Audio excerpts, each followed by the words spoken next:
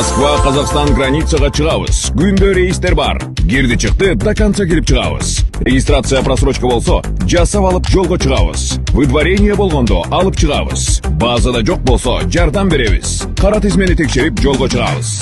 Күндө рейстер бар. Toyota Alphard өзүм до конца кирип чыгам. Пересадкасы жок. Эң негизгиси үйүңүздүн адресиңизден алып кетебиз. Камакка алам деп коркутуп, базар короону пробация бөлүмүнүн кызматкери пара алып жатканда кырмалды. Юстиция министрлигине караштуу пробация департаментинин Жалал Абад облустун базар коргон бөлүмүнүн кызматкери жемкортулукка шектелүүдө. Бул туурасында Ички иштер министрлигинин басма сөз кызматы билдирди.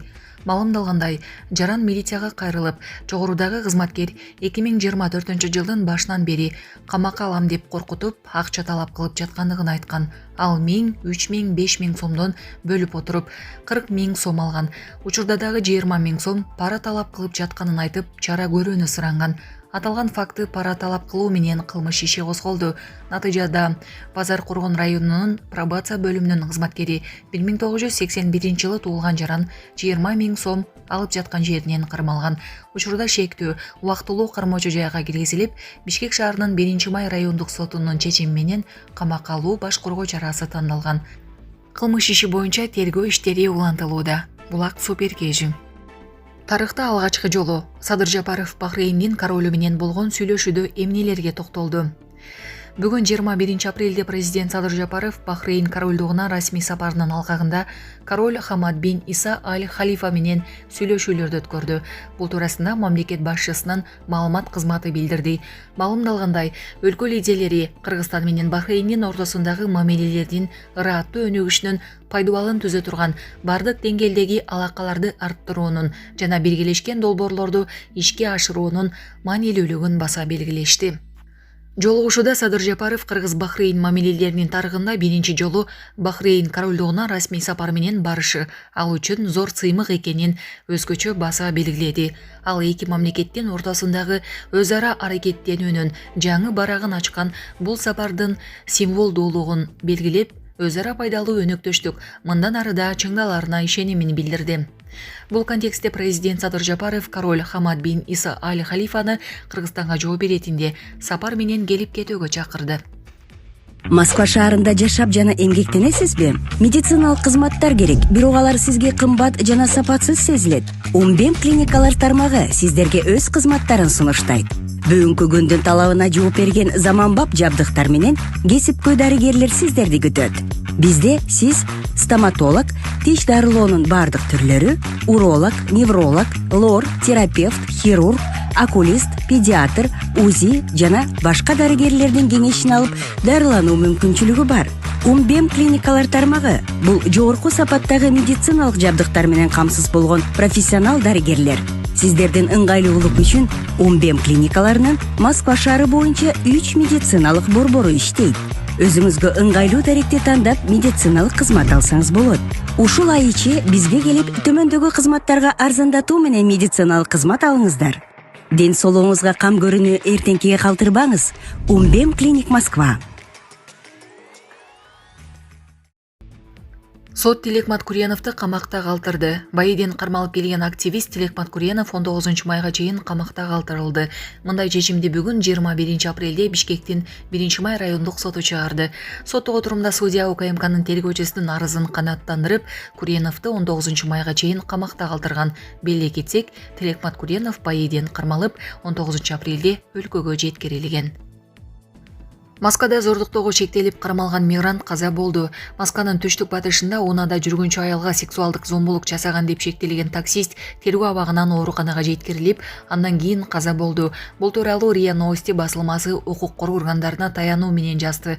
Маалыматка ылайык 2024 жылдын сентябрь айында Москванын түштүк батыш тарабында унаада аялды зордуктаган деп Орто Азиядан барып, таксист болуп иштеп жүргөн жаран кармалган. Тергөөнүн версиясы боюнча окуя 2024 жылдын 1-сентябрында болгон. Анда шектүү Знаменский Сатки көчөсүндө унада отурган аялды күч менен зордуктаган. Кармалгандан кийин ал убактылуу кармоочу жайга киргизилген.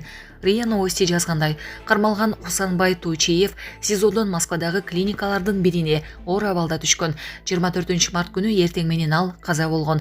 Учурда бул окуя боюнча иликтөө иштери жүрүп жатат деп жазды аталган агенттик. Москвадагы Бодурус мончосунда болгон окуядан кийин мыйзамсыз миграция боюнча иш козголду. Москвадагы Бодурус мончосунун ээсине жана дагы 2 адамга мыйзамсыз миграция уюштуруу беренеси боюнча кылмыш иши козголду.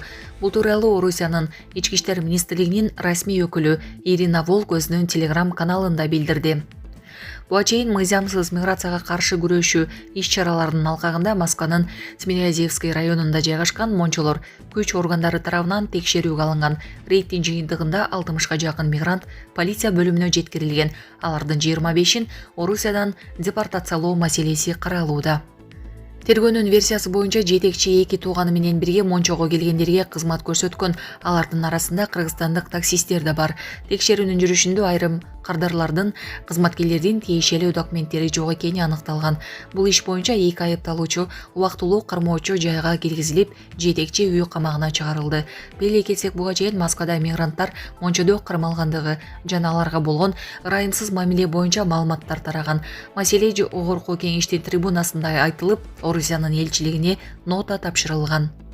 Кыргызстандын эмгек министрлиги 24 кишинин ишинен кармалган 22 кыргызстандык коюу берилгенин, калган экөөнү бошотуу боюнча иштер жүрүп жатканын билдирген.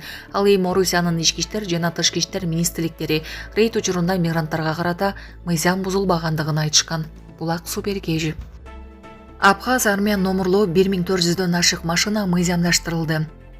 Транспорттук каражаттарды жана айдоочулук курамды каттоо боюнча мамлекеттик агенттик 20 апрелге карата Кыргызстанга Абхазиядан, Армениядан мыйзамсыз ташылып келген 1472 автоунаа мыйзамдаштырылганын билдирди. Маалыматка ылайык, анын ичинде Бишкекте 457, Чүйдө 400, Ошто 218, Жалалабадда 110, Ош шаарында 82, Таласта 72, Баткенде 71, Ысык көлдө 35, Нарын облусунда 27 машина легалдаштырылды. Транспорттук каражаттарды жана айдоочулук курамды каттоо боюнча агенттик мамлекеттик органдардын ортосунда акчаны которуудагы техникалык процесстерден улам машиналарды каттоо иштери создуктуруп кеткен учурлар бар экенин кабарлады. Камакка коюлган автоунаалардын ээлери легалдаштыруу үчүн бир жолку төлөмдү төккөндөн кийин каражат алгач улуттук коопсуздук боюнча мамлекеттик комитеттин банктык эсебине которулат. Ошондон кийин гана агенттиктин эсебине акча которуу процесси башталат. Бул бир жумушчу күндөн бир нече күнгө чейин созулушу мүмкүн жана ушундан улам машиналарды каттоодо убактылуу кыйынчылыктар пайда болууда деп айтылат маалыматта. Кыргызстанда 1 апрелден тартып чет элдик номурлуу автоунааларды мыйзамдаштыруу иши башталган. Ал 1 октябрга чейин созулат. Биринчи кезекте документи бар автоунаалар мыйзамдаштырылат. Экинчи этапта документи жок, бирок техникалык абалы талаптарга жооп берген машиналар каттоого алынат. Андан тышкары документи жок автоунааларды башка максатта пайдаланууга, тетик катары сатууга, өлкөдөн чыгарып кетүүгө мүмкүнчүлүк берилет. Кыймылдаткычынын көлөмү 2 литрге чейинки машиналардын ээлери 50 000 сом, 2 литрден жогору болгондор 100 000 сом төлөйт. Машинанын документи жок болсо, айдоочу ID паспортун, эгерде бар болсо, машинаны каттоо жөнүндөгү бөлүктү менчик укугун тастыктаган документи бар болсо, автоунаа издөөдө күрөөдө эмес экенин тастыктаган маалыматты бериши зарыл. Мындай автоунааларга 10-чу аймак катары мамлекеттик номурлар берилет. Машина катталгандан кийин аны башка адамга сатууга, чет өлкөлөргө чыгарып кетүүгө, ошондой эле такси кызматына пайдаланууга тыюу салынат. Кыргызстанда 2015 жылы оң рулдуу автоунаа ташып келүүгө тыюу салынган, бирок соңку жылдары Армения, Абхазия, Грузия өлкөлөрүнөн оң рулдуу машиналар кирип жатат. Евразия экономикалык биримдигинин Бажы кодекстин 264-275 беренелерине ылайык Абхазиядан алынып келинген автоунааны башка бирөөгө берүүгө, ишеним кат менен сатууга мыйзам жол бербейт. Машинаны ээп аймагына киргизип жатканда убактылуу бажы декларациясы толтурулат. Бирок бул документти 1 жылдык мөөнөткө чейин алса болот. Автоунаалар Кыргызстанда катталбайт. Булак Азаттык. Россия чет элдиктердин өлкөдө жүрүүсүн мыйзамдаштырууну 10 сентябрга чейин узартты. Кыргыз Республикасынын Тышкы иштер министрлигинин маалыматына ылайык, бул чечим мыйзамсыз жүргөн чет элдик жарандарга, анын ичинде кыргызстандыктарга өзүнүн укуктук макамын иретке келтирүүгө мүмкүнчүлүк берет. Буга чейин Россия президентинин жарлыгы боюнча чет элдиктер 30 апрелге чейин документтерин жөнгө салышы керек болчу. Булак Спутник кежи. Кытай өзөктүк эмес суутек бомбасын сыноодон өткөрдү. Бул тууралуу South China Morning Post басылмасы жазып чыкты. Сыноодон өткөн 2 килограммдык бомба жарылган учурда температурасы 1000 градустан ашкан оттуу шарды жараткан. Басылма суутек бомбасында магний гидридинин химиялык кошулмасы колдонуларын белгилейт. South China Morning Post Пекинден бомбаны колдонууга ниети бар жогу азырынча белгисиз экенин жазат.